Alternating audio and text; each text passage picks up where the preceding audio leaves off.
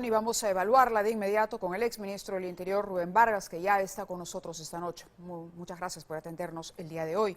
Ahora, más allá de la problemática penitenciaria está el tema de la corrupción. Sí. Hoy algún especialista, el señor Ortiz Anderson, me parece, decía, por ejemplo, con relación a la gran presencia de extranjeros en nuestro país dedicados a organizaciones criminales. No hablamos solo de venezolanos que salen del país, ya sabemos por qué, sino de colombianos y gente de otras nacionalidades que encuentra un mercado para la delincuencia en el Perú por el alto nivel de corrupción. ¿Usted coincide con esa evaluación? Mávila, gracias por la invitación. Muy buenas noches. Buenas noches. Creo que estamos viendo las distintas facetas, los distintos rostros de una anarquía, de una anomia de las instituciones que tienen responsabilidad en el manejo de la seguridad.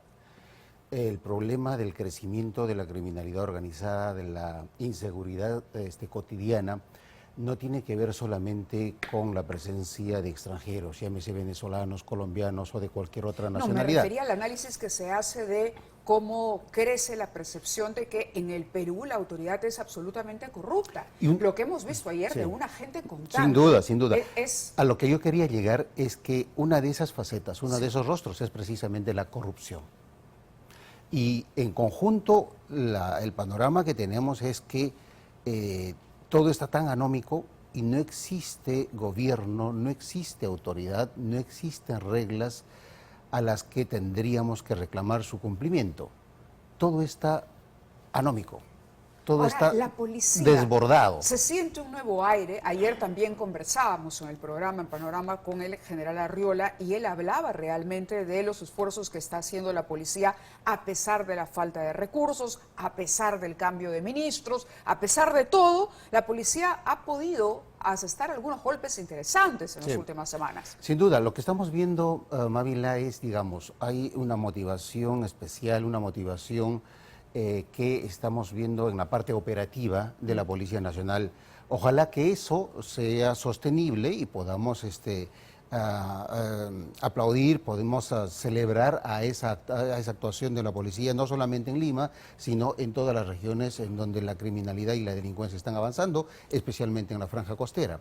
Entonces, sin ninguna duda, compartimos en que estamos viendo a una policía más renovada, con un oxígeno creo que fresco, y eso sin duda tiene que ver con el comando policial, que finalmente está despercudiéndose de eso que la tenía cooptada, que la tenía casi secuestrada durante el gobierno de Pedro Castillo, ¿no? Entonces creo que están empezando a renovarse y eso está muy bien. O sea, se nota esa motivación, ese aire fresco que nace a partir de la cabeza de la institución del comandante general, y creo que está llegando a los niveles operativos.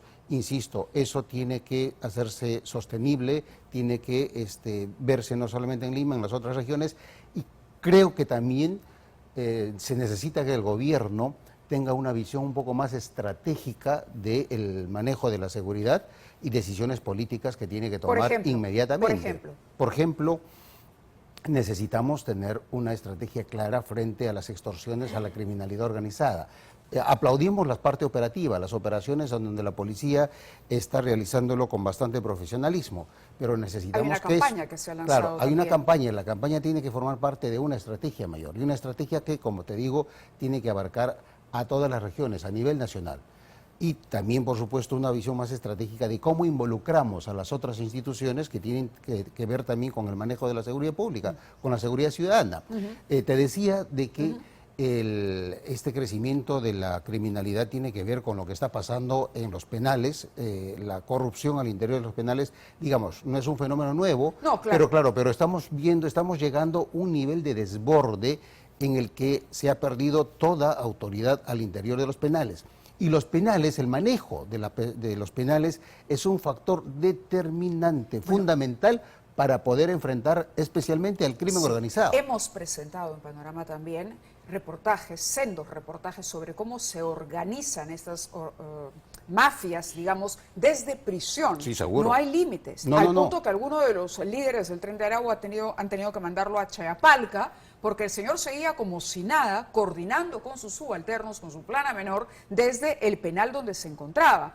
Ahora, Patricia Juárez ha presentado un proyecto de ley precisamente para penalizar la extorsión en el caso de los préstamos gota a gota.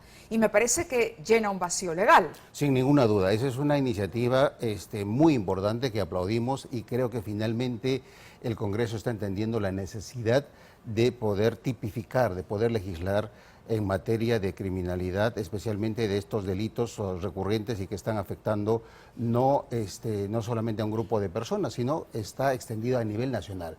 El gota a gota, mal llamado un préstamo, en realidad es una modalidad extorsiva. Creo que ahora se está ubicando en ese tipo penal y sí, la pena que está proponiéndose va desde los 8 años hasta la cadena perpetua. Entonces creemos hasta cadena perpetua cuando la víctima fallece como consecuencia de esta modalidad extorsiva. Entonces creo que es muy importante que esta ley se apruebe rápidamente para que la Policía Nacional y el Ministerio Público tengan la herramienta que les permita enfrentar con mayor claridad este tema. Ahora, pero, Mávila, también hay que señalar que el Congreso, lamentablemente, tomó la decisión de modificar la ley de colaboración eficaz. Y eso ayuda a la impunidad de las organizaciones criminales. Lamentablemente también tenemos a empresas privadas, empresas de telefonía, que siguen vendiendo chips de manera callejera, que eso facilita las extorsiones y a las estafas. Claro, es interesante lo que dice de la colaboración eficaz porque creo que se ha pensado únicamente en una herramienta en el caso de investigaciones a líderes políticos, pero la colaboración eficaz es una herramienta para la investigación fiscal que tiene que ver con todos los delitos, no solo la corrupción de altos funcionarios. No, la colaboración eficaz es una herramienta absolutamente potente, desde mi punto de vista, la más eficaz cuando se trata de investigar estructuras criminales complejas, no solamente vinculadas a la gran corrupción, sino especialmente las vinculadas a los delitos predatorios, a estos delitos violentos, a estos delitos de extorsión en donde el fiscal y la policía que ayuden en estas investigaciones tienen una herramienta potente para negociar con uno de estos actores vinculados a la organización criminal para que haya un premio y a partir de la premisa de que cometió un delito, ayude con las investigaciones y devele cuáles han sido las funciones, los involucrados, la ruta del dinero, etcétera. Claro. Esa es una herramienta muy potente que se ha estado trabajando acá y lamentablemente es eso lo que ahora se está pretendiendo destruir. Es absolutamente importante que la presidenta, que el gobierno observe esa ley aprobada por el Congreso, porque si no, realmente estamos trabajando para que las organizaciones criminales queden impunes. ¿Debería observarla el Ejecutivo? Definitivamente debería observar, porque es una ley que solamente favorece al crimen organizado. Entonces, la verdad que es un despropósito que se haya aprobado en esos términos. Se quita Quería una herramienta aprovechar fundamental a la policía y a la fiscalía. Su presencia en el programa para ver sobre las protestas que se dice se van a producir y lo que ha venido ocurriendo con congresistas agredidos en sus regiones. ¿Cómo debería manejarse este escenario en el que se habla de nuevas tomas de Lima, etcétera, y de movilizaciones desde el interior hacia la capital? Creo que tenemos algunas imágenes que podríamos utilizar de apoyo de lo que ha ocurrido. Hemos visto un congresista en Arequipa, el congresista Martínez, pero no ha sido el primero ni el único. ¿Cómo debería conducirse, digamos, la estrategia del gobierno?